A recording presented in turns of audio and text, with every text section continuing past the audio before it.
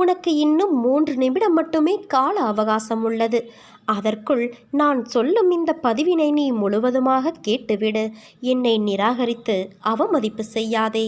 பிறகு நீதான் வருத்தப்படுவாய். உன்னை தேடி உன் அன்னையான நான் வரப்போகிறேன். அன்பு குழந்தையே, என்னிடம் நீ முழு மனதோடு கேள். என்னிடம் உள்ள அனைத்தையும் நான் உனக்கு தருவேன். ஒவ்வொரு நிலையை நினைத்தும் நீ எதற்கு வேதனைப்படுகிறாய்? இப்படி வேதனை மேல் வேதனைப்பட்டு எதை சாதிக்கப் போகிறாய்? வெளியே வா.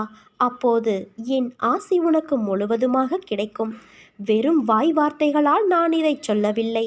நான் உன்னோடு இருக்கும் பொழுது உன் கவலைகளை என் பாதத்தில் வை. அதன் பிறகு நடப்பதை பார். உன்னை படைத்தவள் நான். நம்பிக்கையும் பொறுமையும் கொண்டு இரு. உன் கர்ம பலன்கள் முடிந்துவிட்டது.